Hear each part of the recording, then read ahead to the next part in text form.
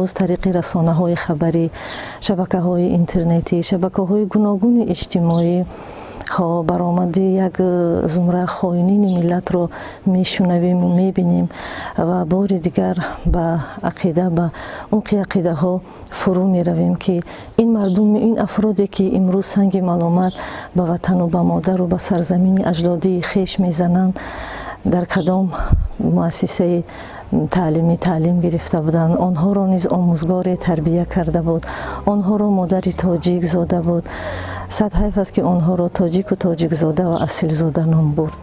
همچون یک ساکن همین شهر خاندانی قرار داریم که محمد اقبال آنجا به وای رسیده است، در بین ما به کمال رسیده است، صاحب علم شده است، ولی امروز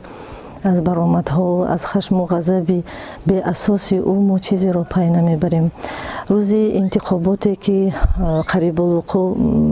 وقوع پیوست، من شاهد یک واقعه شدم. پیرزن روززبان که به زور آمده رأی خودش را، آواز خودش را داد و وقتی که از نقطه آوازدهی بیرون برآمد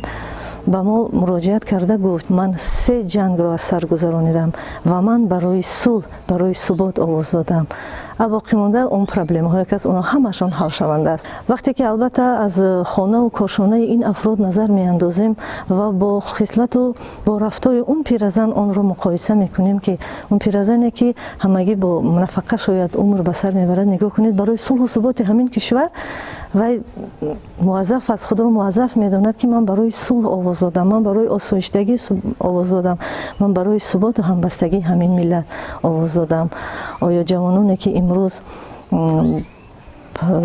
با خواجگان زرخرید خود یکتا شده امروز از وطن و از مادر و از سرزمین اجدادی خود فراموش ساختند و برای آبادی این میهن کار را هم نکردند، بگذار اقلا برای صلح و ثبات این سرزمین را خلالدار نکردند، عمل ناجای باید نکنند و بار دیگر به فکر فرو روند که این وطن وطن آنها است، مادر آنها است،